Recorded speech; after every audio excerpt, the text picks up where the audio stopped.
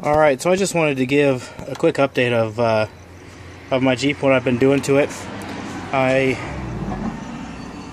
had the day off today. I also got some of my parts in. Not all the parts I needed and wanted, but some of them. So what I did today, first thing was I replaced the thermostat. And to get, you have a bolt here and then there's a bolt underneath. To get to the bolt underneath, you have to drop the power steering pump. And it actually took me a while because I remember there's a bolt back up here that you have to loosen in addition to this one, and then you turn the bolt that's down under there. But there's actually another bolt underneath this one, and it was easiest to get it from underneath, so I just got to it from underneath because all you have to do is loosen it because you're not taking it off. So if you watch this video and you're thinking of doing that, remember that there's two bolts on the back of this, not just the one, and you loosen this bolt right here as well. Excuse me, I've been a little under weather, so I replaced that, and then as you can see here, I have a new cap for my power steering fluid, and because it's been leaking, and I think it's been leaking from up here, so I'm going to see if my leak continues from here. Of course, when I was loosening it, I don't know if you can see it, it might also be leaking from the power steering pump itself. So just gonna give it a drive around. It's a real slow leak, so I'm not too worried about it losing power steering all at once, but it is something we'll have to address if this does not fix the leak. Then the last thing that I did today was replace my brake booster. I used a syringe. This is a brand new, well, I shouldn't say brand new, it's fairly new master cylinder that I installed earlier last year, probably about 2 months after buying it, because the old one was leaking pretty bad. Kind of sad that this one's really rusted in a year, and I live in Arizona, so it's not really a rust state, but it has a nice patina on it already. Anyways, so I used a turkey bracer and sucked out all the brake fluid from here and then unhooked it, and it still leaked some from the two hoses that connect on this other side, but not bad, not as bad as I thought it might. And then the thing I'd recommend if you're going to do this is at least on my 89, the water bottle right here, and it's very much in the way, which honestly my water bottle leaks like a sieve, so I don't even know why I have it. But there's these two bolts here, and then you can just kind of pull it. There's still hoses and everything tucked onto the bottom of it, but that gave me enough room to kind of lift it up and pull it to the side a little bit. Gave me a lot more room to install the brake booster, so I highly recommend doing that. Also underneath, so you take this off, and then it's bolted in on 4 bolts on the inside, plus the bolt that attaches it to the brake pedal. When you take it off the brake pedal, you also have to unhook the electrical wires that control the brake light.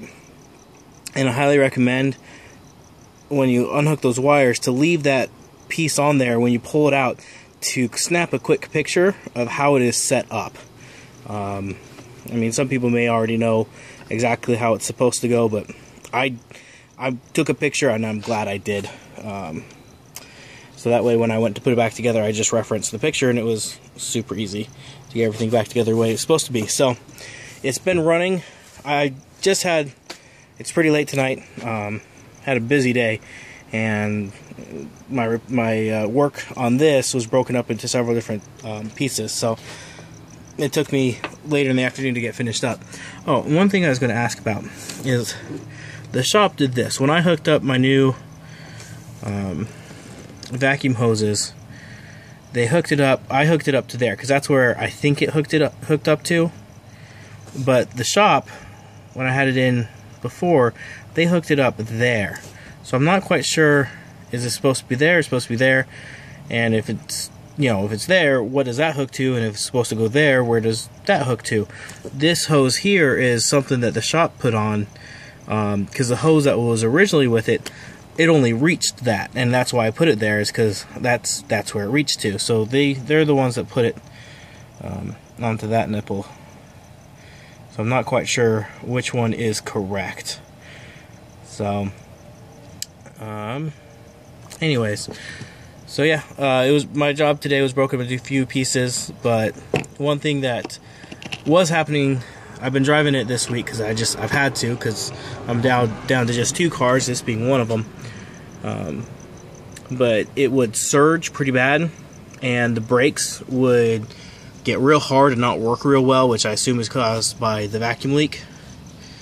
So now with this replaced, I only had a chance to drive around the block because it is late. But it got up to operating temperature and I had no surging. It ran well. In fact, I think it's running better now than it has ever since I bought it. Let me go ahead. Oh, and these are my new seat covers. My wife thinks they look super ghetto. I love them. They're a little punched down here because I couldn't get the strings to go through the back of the seat. I couldn't find a passageway through, so they're just tied around the seat. It's not ideal, but they're staying in place pretty good. So they're a lot thicker than for what I paid for them on eBay. I've bought seats off of eBay before, and they were just a real cheap material. This is actually woven with yarn or whatever they use. So this should hold up a lot better than the seat covers I've gotten before. But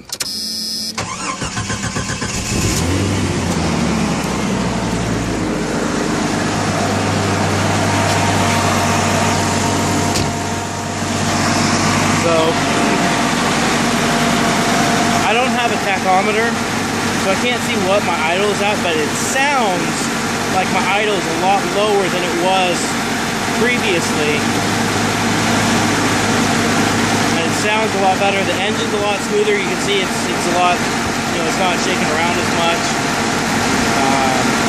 It just sounds better altogether. So I wish when I very first bought it that I'd replaced the vacuum system and the brake booster. If anybody were to go out and buy a Redneck Jeep, so that's a 80, I'll say an 87 to a 90, either Cherokee or Comanche, that's the first, unless it's been done recently, that's the first thing I would recommend doing is replace these hoses. It's not very expensive.